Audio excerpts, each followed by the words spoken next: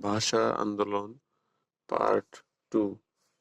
১৯৫২ সালের প্রথম শহীদ মিনার নির্মাণ হয় ২৩ ফেব্রুয়ারি।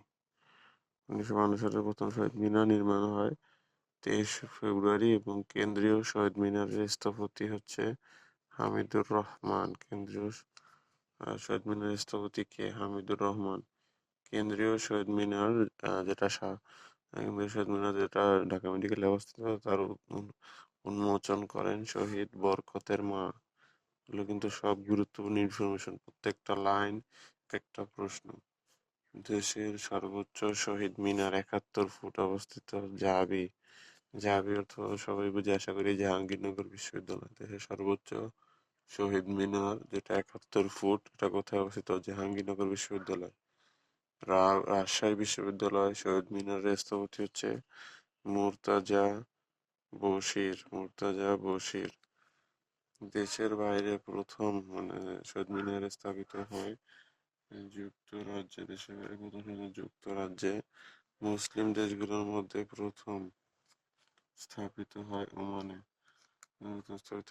এবং সরকারের অর্থায়নে দেশের বাইরে প্রথম নির্মিত হয় জাপানে। এখানে প্রতিটা লাইনই কিন্তু একটা প্রশ্ন, লাইনগুলো অবশ্যই নোট করে নেবেন। ১৯৫২ সালে প্রথম শহীদ মিনার নির্মাণ হয় ২৩ ফেব্রুয়ারি।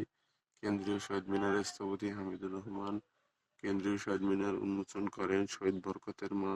দেশের সর্বোচ্চ শহীদ মিনার ৭১ ফুট অবস্থিত জাহাঙ্গীরনগর বিশ্ববিদ্যালয়। রাজশাহী বিশ্ববিদ্যালয় শহীদ মিনারের স্থপতি হচ্ছে মুর্তজা বশির। দেশের বাইরে প্রথম শহীদ মিনার স্থাপিত হয় যুক্তরাজ্যে। মুসলিম দেশগুলোর মধ্যে প্রথম স্থাপিত হয় ওমানে এবং সরকারের অর্থায়নে দেশের বাইরে প্রথম নির্মিত হয় জাপানের টোকিও শহরে। ভাষা আন্দোলনের দুইটি গুরুত্বপূর্ণ ভাস্কর্য, একটা হচ্ছে মোদের গরব এবং অমর একুশে। মোদের গরব ভাস্কর্যের স্থপতি হচ্ছে অখিল পাল। এটা কিন্তু অনেকেই বলে ফেলে অলিক, এটা হচ্ছে অখিল পাল এবং এটি অবস্থিত বাংলা একাডেমি চত্বর। এটি কোথায় অবস্থিত? বাংলা একাডেমি চত্বর।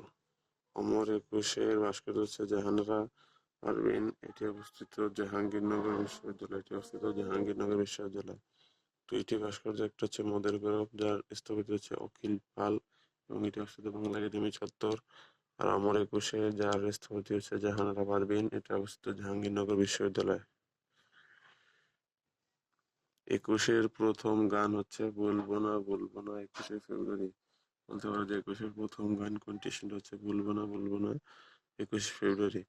তারপর আরো একটি গুরুত্বপূর্ণ গান হচ্ছে আমার ভাইয়ের রক্তে রাঙানো ২১শে ফেব্রুয়ারি। এর গীতিকার আব্দুল গাফফার। মনে রাখতে পারি অর্থাৎ গতে গীতিকার গতে গাফফার। আমার ভাইয়ের রক্তে রাঙানো ২১শে ফেব্রুয়ারি, কিন্তু এটা থেকে অনেক প্রশ্ন হয়েছে, বিসিএস এটা থেকে প্রশ্ন এসেছে। সুরকার হচ্ছে আলতাফ মাহমুদ। এর মনে রাখতে পারি স্যাম দিয়ে, অর্থাৎ এস এ সুরকার, এতে আলতাফ আর এম তে মাহমুদ স্যাম। অর্থাৎ আমার ভাইয়ের রক্তে রাঙানো ২১শে ফেব্রুয়ারির সুরকার হচ্ছে স্যাম। এস এ হচ্ছে সুরকার, এতে হচ্ছে আলতাফ, এম তে হচ্ছে মাহমুদ। আর গীতিকার হচ্ছে আব্দুল গাফফার, অর্থাৎ গতে গীতিকার গতে গাফফার।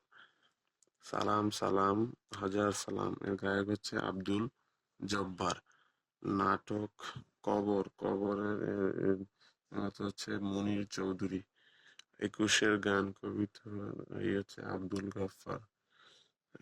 এবং আরেক ফাল্গুন উপন্যাসটি লেখেন জহির রেহান। এখানে প্রত্যেকটা লাইনই গুরুত্বপূর্ণ এবং এই লাইনগুলোই কিন্তু এক একটা প্রশ্ন, তাই অবশ্যই ভিডিওটি থেকে নোট করে নেবেন।